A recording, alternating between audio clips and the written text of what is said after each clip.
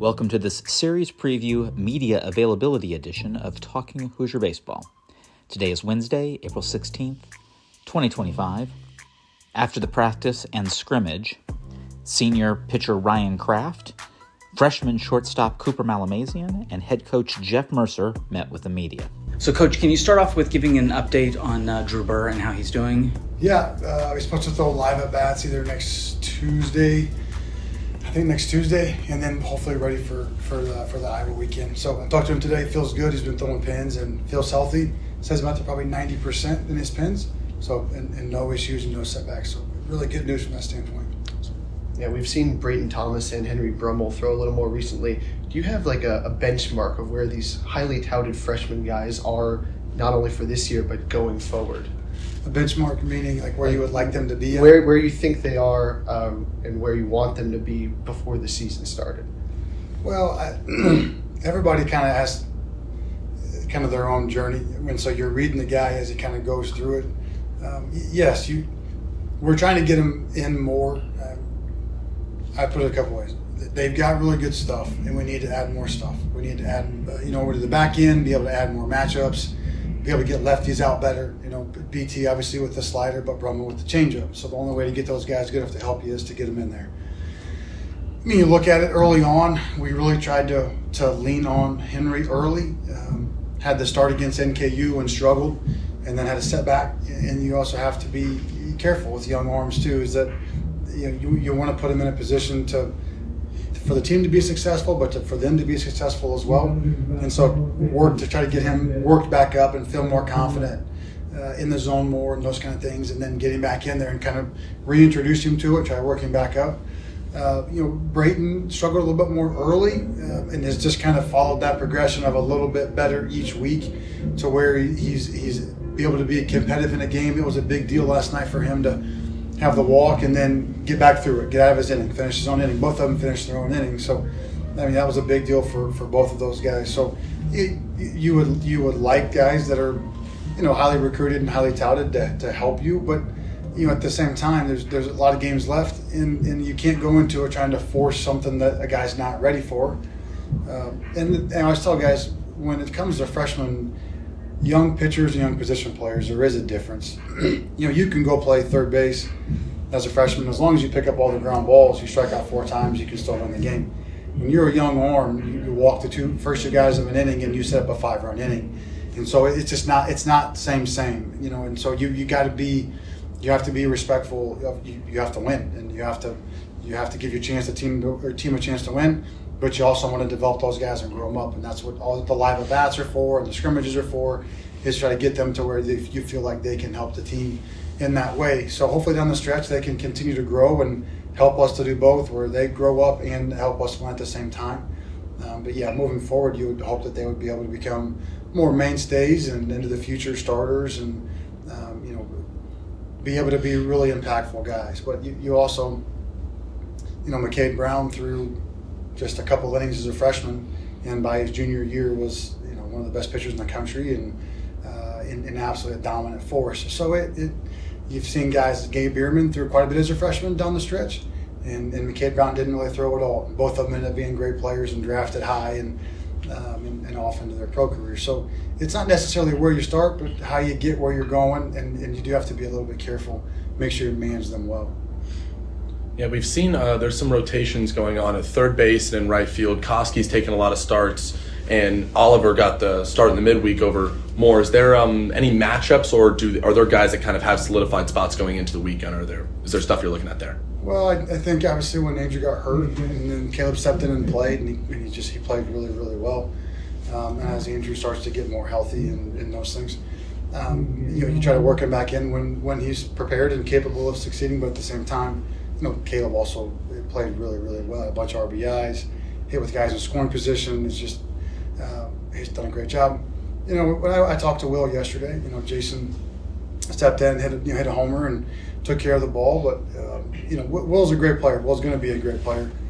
But I thought yesterday for us, Jason gave us a good shot and to win the game, and he came in and did his job and did what he was supposed to do. So I'm sure we'll be back in there at some point. But it was kind of a one-day decision, and maybe into the weekend, and it may not. I'll kind of sit down this week and kind of think about what we're going to do for this weekend. With those freshman arms, I guess, how do you kind of balance that, and what are the conversations like in terms of, yeah, we need you to develop, but also if it's not your day, it's not your day? As far as like their success or not? Yeah. Yeah, I mean, it's like anything else. You have an obligation to be able to go out and do the job that you're asked to do. And you don't, this isn't, we're a player development program, and we pride ourselves in being able to grow young guys up. But you still have an obligation to win and to compete. And so it's just, you got to have conversations. You got to bring them in and talk to them. You got to show them. You got to explain to them. You got to explain what the plan is, and where they fit in that. And it's not, and they're fine. They're good. Like you're asking young guys in general. It just, they have to understand their responsibility and our responsibility and how those things work together. And yes, it would be great sometimes if those guys could just go get, no matter what happens, a young talented arm could just go throw 4 innings. Doesn't matter what happens. You give up 10 runs or no runs, it doesn't matter. But that's not the reality of the endeavor that we've chosen to do. They have to go out and be competitive. So I think communication, like anything else in life, communication is king. If you bring somebody in and talk to them, so explain what we're trying to do, and help them to understand where they are in that process, what the short-term, moderate, and long-term vision is, and where we're going on that, and where you're currently at, I think you can keep people in tow. If you don't communicate and you don't help them to establish a vision for what's going on, then yeah, you can get guys that are frustrated, and you can get a team that's frustrated. You can get an individual that doesn't think maybe they're getting the opportunities that they want. Not that those guys have, but I'm just talking about young guys in general. So I just think communication is really important. Like anything else in life, like any relationship or any friendship, you got to communicate and help people understand. And I tell guys a lot. This is, I don't know, I'm 39, so this is my 15th year or so coaching, or in the coaching game, somewhere around there. And you've watched it 15 times, and a lot of the young guys, this is their first time seeing. They haven't seen the whole picture. Well, how would they have? And so you just have to help them to understand all of those things. And that comparison is the thief of joy. And so it's like, well, that guy gets this and that guy has that. It doesn't matter. It doesn't matter. What matters is where are you at? What are you capable of doing? How do you get better? And then how do I get where I'm trying to go? I think that's really the main gist of it. Those guys have done a good job the last couple of weeks. They've gotten better. They've been more competitive. We've tried to get them in more game action, more winning and losing moments. Last night was a winning and losing moment. Those were critical moments for us. And they came in and they did fine. It's a lot better than it was several weeks ago. So I would anticipate them staying on the same climb and being helpful members of the staff for the rest of this year and then into the future. Yeah, for Maryland coming up this weekend, is there something you and your staff have seen that maybe stands out about that team and stuff that you guys are preparing for? Yeah, they're always really offensive. The McCoy kid on Friday threw against us a couple of years ago as a freshman, and he looked like Randy Johnson that day. And so I hope he has a great season, but I hope he's not Randy Johnson when he throws against us again. But they're always really offensive, really well coached, competitive. They're used to winning.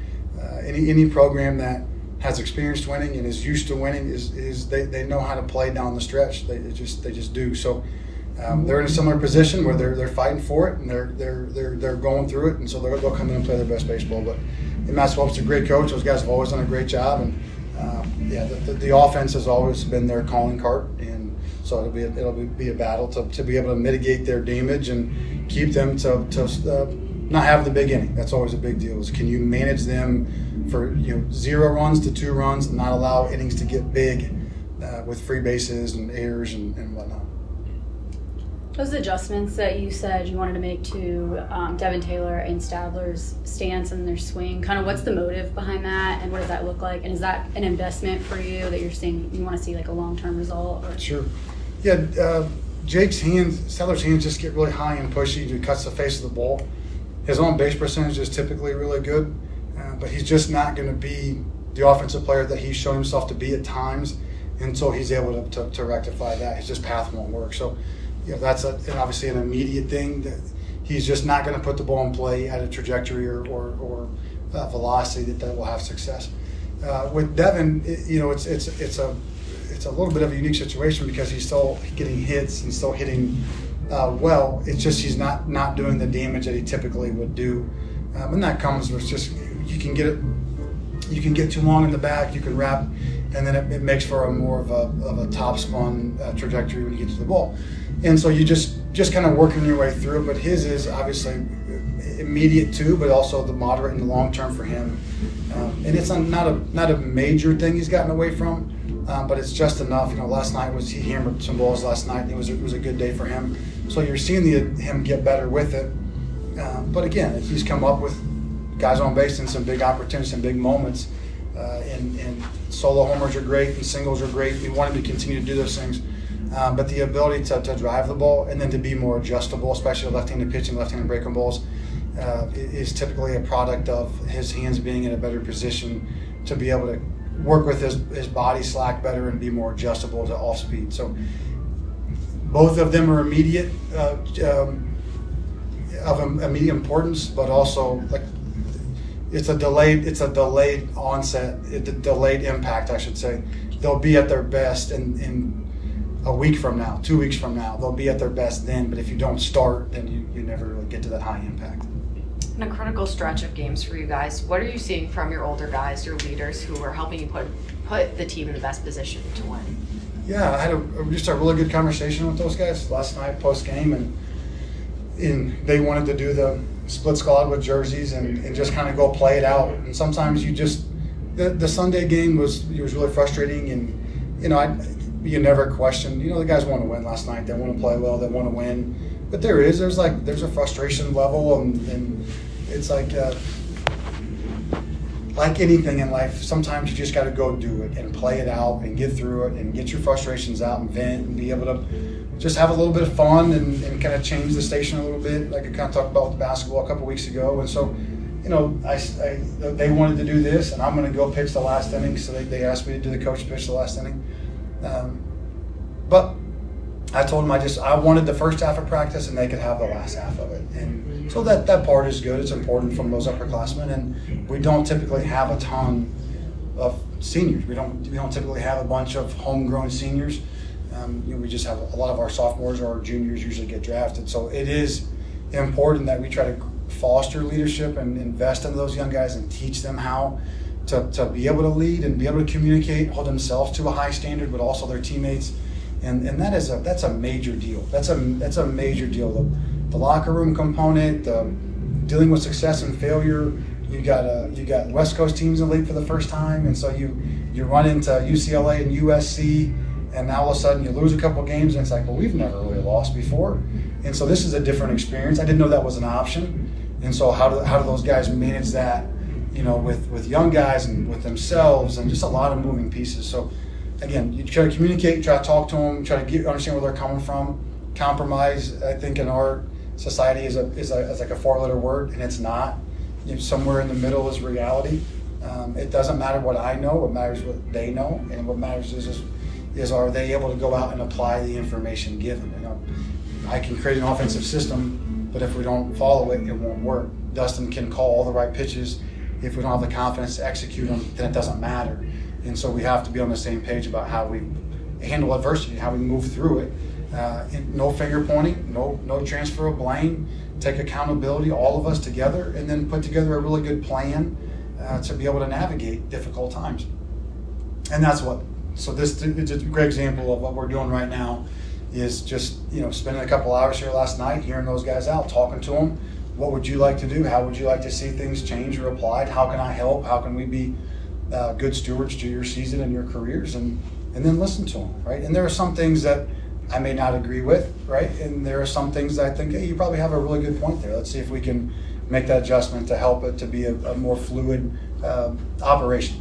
And so that's what you try to do, is just talk to them and hear them and tell them where I think maybe that they're not exactly, I don't necessarily agree completely, and then also get to the point where we can make adjustments. Are there any different, maybe unique styles used in practice to help get those confidence up? Obviously, this helps. Was there anything else you guys are doing? I think the big thing is when you come off of a road trip, being able to get back in the cages, just get back into your drill work, get back into your simulations. Those things help so much. It's the game is a skill acquired game. And so if you don't use that skill, if you don't touch that skill, you'll lose it so quickly. And so anytime that you get away from it, or anytime that you play a ton and you get tired, or then you get away from it, you can lose that. And the difference in a line drive base hit and a top spin ball to the third baseman is, we're talking about half an inch on the ball, or the difference in a changeup that comes back for strike three from Horter Field and that cuts and hits the righty in the leg is just a little bit. So you got to get back in and do the things that allowed you to learn that skill, whatever it is. So we try to.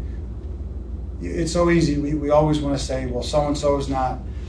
They're not competing, or they're not giving their best effort, or they're not focused, or whatever it is. And I think 90% of the time that's a bridge too far. I don't think that's typically the problem. I think typically it's a skill problem, or an approach problem, or a mindset issue to where we're not where we need to be at as far as how do we execute that skill. I mean, you think about it when these guys dedicate their whole lives to this, just like the coaches do. We all do, right? They wake up and lift 3-4 days a week, and they go to class all day, and they train. They come in here, they practice hard, they do everything. When they get in there, they want to go and compete, and they want to succeed. And when they don't, a lot of times it's a structural issue. I think oftentimes we just talk in such broad stroke terms. It's like, well, we weren't tough enough today. It's like, was it that, or did they throw a lot of two-seam and sinkers inside to our righties last night, and they executed them really well, and we swung out of zone, and so that'll be contact or a pulse out on the ground. That's the reality. I mean, that's what happened.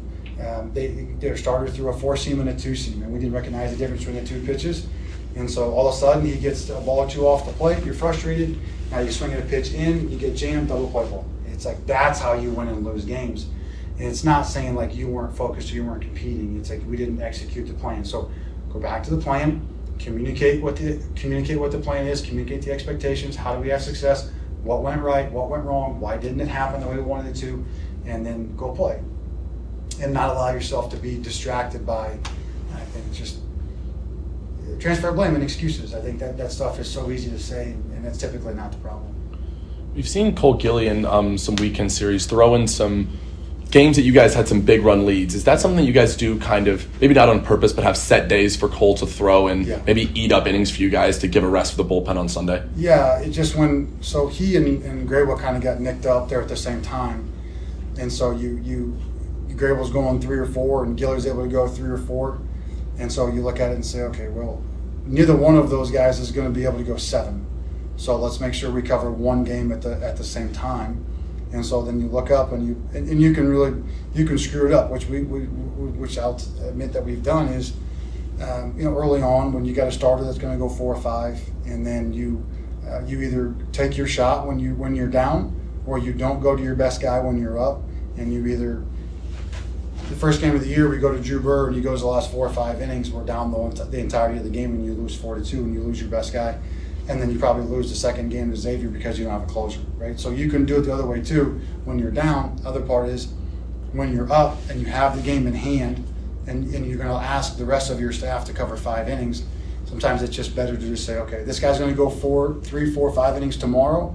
Let's not get caught shorthanded with 2 games. Let's finish this one. And then we'll allow ourselves to know we have one and then try to go win that third game with the rest of the guys that we have available. So last week doing it with those guys, I felt really good. I thought Seabold was going to be a really good matchup. Giving him a couple extra days of rest. The stuff was good. It was hot. Came out throwing hard. Just was inconsistent. More for himself, missing locations more than he typically does. And they got going and they got him. But the week before he goes 5 shutout against Michigan State. So you felt good going into that with him. So that's why we did it. It was just those guys were both short, and then they're coming back on short weeks as well.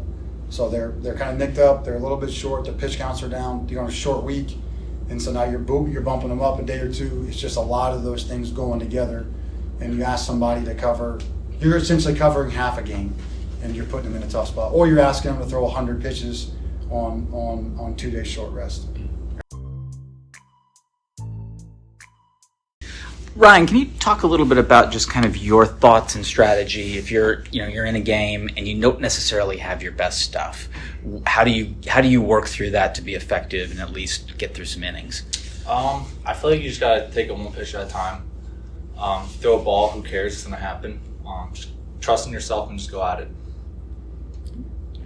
Cooper, how do you go about being ready to play 2-3 different positions? I know you're settled in a shortstop now, but when you started the season, you were kind of moving around a little. How do you go about kind of adjusting to each position and knowing what you need to do? Yeah, I think, we've worked on it a lot in practice, played everywhere. All of us have. That's why we're also, able to adjust to any spot we go to. I'm just confident in my abilities to, use my hands, use my feet anywhere I go. I mean, the whole infield kind of correlates. If you know one spot, you can play the other, if you adjust quick enough. So, it's not really a problem for anyone. Ryan, Coach told us last weekend, I believe it was, that your nickname is the Sheriff. What's the story behind that? Honestly, there's not much of a story. He just kind of calls you that. I feel like usually guys who throw in the bullpen are like kind of shut things down. They kind of just play the sheriff, get things done. So do you like it? I don't mind it. I mean, it's kind of funny. So whatever's working. Yeah, and Ryan, just talked to Coach. He talked that Maryland's a very offensive team. Is there stuff that you and the pitching staff have looked at, maybe you and Dustin have looked at, that you see from this lineup that your guys are going to try to attack? Not yet. No, I know they're a great offense. We've played them multiple times. They have a lot of great hitters. So I think we just trust in our stuff and we get the job done. Cooper, you and Will Moore, both freshmen, left side of the infield. Can you talk about what you guys do maybe off the field or in practice together? Yeah, me and Will, obviously really close friends, being a freshman year. I think kind of in practice and stuff, we kind of work on. Sometimes we have some trouble kind of in the hole kind of plays. Worked on that a lot. Kind of building a camaraderie between us two. Because obviously we want to continue to play the next few years, so hopefully it's the future for us, and we'll keep working on that. Cooper, you've been moving up in the lineup over the last few weeks. Is there any adjustment that's required with that? Are you finding yourself being pitched differently? I don't want to think about that kind of stuff. I mean, obviously, probably it's going to happen where you get pitched differently, and obviously, we're getting out of the season now, so every time we play, scouting reports and all the hitters. So I think kind of that's kind of the bigger factor where how you get pitched rather than where you're in the lineup. Obviously, being in 7-hole, 5-hole, 6-hole, whatever, runners get on different bases and it's different, like who's on base, stuff like that. But I go to the same approach every at bat and, kind of stick with that. For both of you, Devin Taylor tying that huge record and then probably setting his own record here this weekend. What does that look like celebration-wise for you and your team and him? No, it's a great momentum swing, I think, for the team. I mean, he does all these amazing things, so I think just keep going. We know he's going to be a great player for us on the road in the future, so it's just going to be fun to watch him. Yeah, it's great news. Excited for him. Yeah, Ryan, when you've been switching from bullpen to starter kind of throughout the season and you've done both, how does your routine differ from starting? Because obviously you have a lot more time if you're starting the first game of the day. How does your routine differ if you have to come out of the bullpen and maybe only have 20 minutes to get ready versus having an hour and a half? Honestly, the routine doesn't really change much. I kind of do the same things every time before a game. I'm starting, I'm doing the same thing as if from the bullpen. You get the adrenaline rush if you go to the bullpen, you kind of throw some plyos and kind of figure things out, but honestly, it's all the same. Coach Mercer mentioned that you guys had the back half of practice to yourselves today to just have fun and play some baseball. Between that, playing basketball and assembly, how helpful is that for you guys? I think it's huge. Obviously today we had a lot of fun, chirping each other, saying some good things. Playing basketball, get our minds off baseball for a day. Just have fun with the team. I think that's all you got to do and see what's going on. So it's good. It builds competitiveness too. We do it. Every practice is pretty similar. We do a lot of things you work on every day. We've done it since October or September. So kind of have that mid-season. It's exciting for us, and went out and had fun. It was a good day. You guys like the pink uniforms? I like them. They look kind of good. Yeah. Will you guys start fighting to wear the sleeveless uniforms again? Is there any fight to wear them? I would love to. They're really cool. They're old school, but I don't think we have enough number jerseys for them. All the numbers for us. Not all the numbers for them, so It's unfortunate. giving them away. So Pretty sweet. Ryan, when you're starting a game versus coming out of the bullpen, is there a certain pitch maybe you use more or a different approach you have on the mound? honestly, it's all the same approach. I mean, play with your strengths, whether you're starting or in the bullpen. First pitch strikes, we preach that. So I mean, it's all the same. Is there anything different you do to make sure you last longer, eat more innings? Not really. I treat it, if I'm starting, I'm treating it as I'm going 1 inning at a time. Whether I go 6 innings, whether I go 2 innings. Same thing out of the bullpen. If I go 1 inning, close the inning out. Going 4 innings, 5 innings, it's all the same. So just go 1 inning at a time. Indiana welcomes Maryland to Bart Kaufman Field starting Friday at 6 p.m. See you at the Bart.